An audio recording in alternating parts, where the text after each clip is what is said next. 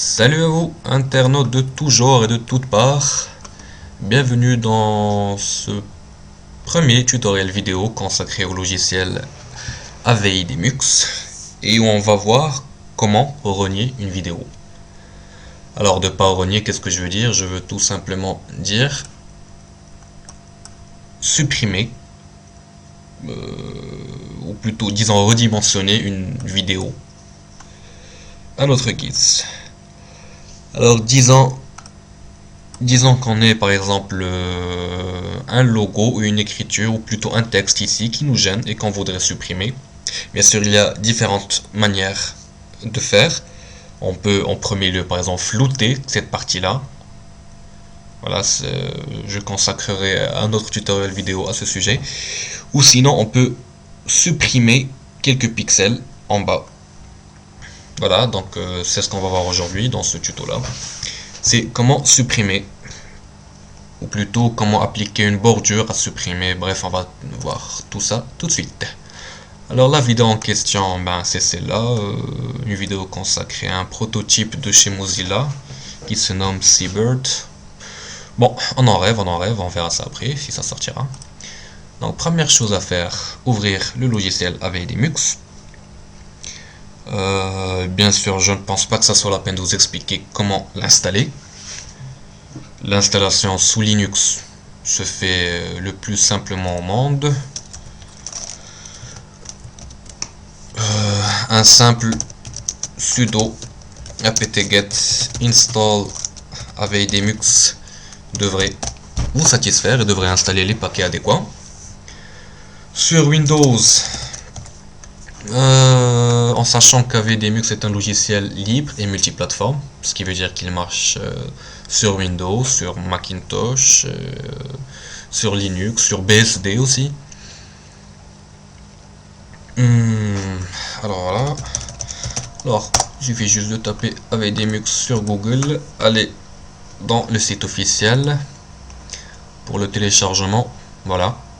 Si vous préférez télécharger une archive pour Linux, la voici. Pour Windows, la voici encore. En sachant qu'il y a un installeur et une version portable, ce qui peut s'avérer pratique.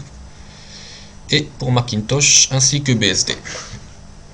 Voilà, autre chose à savoir pour Linux, comme vous pouvez le voir ici, la dernière version stable est la 2.5.6, alors que chez moi, je suis toujours sur la version 2.5.4. Disons simplement que la 2.5.6 n'a pas encore été implémentée dans les dépôts officiels. Alors moi qui suis un gentil garçon, je préfère attendre la version stable plutôt que de passer à une version encore instable. À savoir aussi, c'est vrai que la 2.5.6 est la dernière version stable d'AVI Demux. Il y a encore une autre version qui est toujours en cours de développement, qui est la 2.6 et qui n'est pas présentée ici. Vous devrez, à partir du wiki, si je me rappelle bien, vous trouverez un lien qui vous permettra de la télécharger. Bref, cela ne nous concerne en rien pour l'instant. Donc voilà, j'ouvre AVI Demux, j'importe la vidéo en question. Voici donc notre vidéo. À savoir que notre vidéo est de format MP4. Voilà, avec un codec vidéo H264, les dimensions 640 x 360 et AAC comme codec audio. Voilà, déjà c'est bon à savoir. Ok, donc on va commencer notre rognage. Alors, l'inconvénient de cette opération, c'est qu'on sera obligé de recompresser notre vidéo. C'est-à-dire qu'on sera obligé de réappliquer un codec vidéo. Donc, nous allons de nouveau la réencoder. Ce qu'il nous faut, c'est un filtre vidéo. Donc, vous pouvez constater que le bouton de filtre est grisé, c'est normal vu qu'on n'a pas appliqué de nouveau codec. Alors, en premier lieu, choisir un codec adéquat. Bon, je vais prendre du Xvid. Voilà, vous voyez que là, je peux cliquer sur filtre. J'appuie donc sur filtre.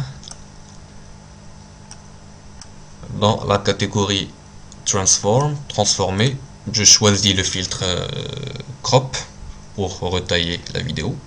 Voilà, je double-clique sur le filtre ou bien j'appuie tout simplement sur ce petit bouton là.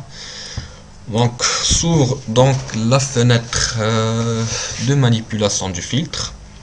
Vous pouvez toujours déplacer la timeline pour voir votre vidéo en temps réel.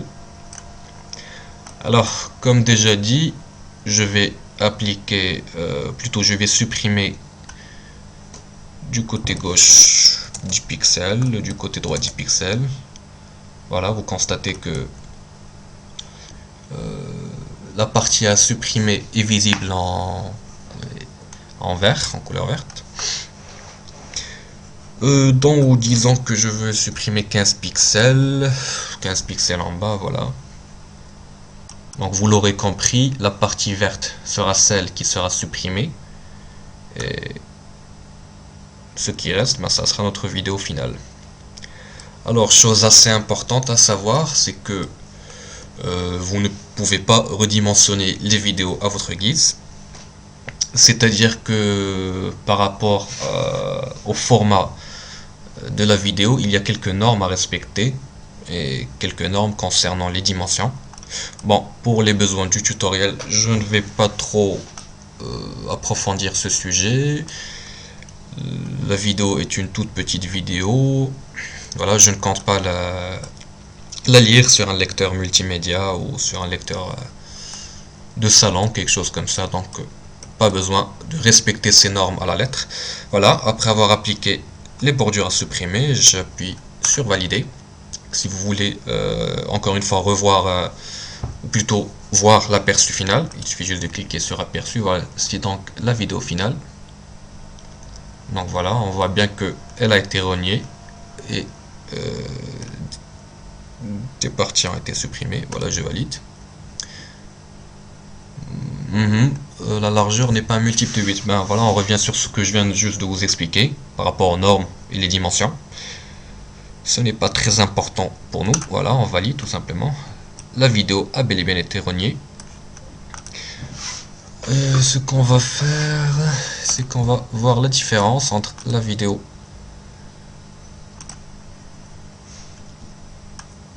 initiale qui est ici et la vidéo finale. Voilà, vous remarquez donc la partie qui a été supprimée. Voilà, même chose pour le côté horizontal, pour la largeur disons. Voilà, dernière chose à faire, vérifier que le conteneur est le conteneur adéquat au codec qu'on a choisi auparavant. J'ai choisi du XVI, cela va très bien dans un conteneur MP4. Voilà, il suffit tout simplement d'enregistrer notre vidéo, de la nommer vidéo finale par exemple, et très important, ne pas oublier d'écrire manuellement l'extension de la vidéo. Voilà, j'enregistre donc. Alors l'encodage, l'enregistrement va se faire très vite, c'est une petite vidéo.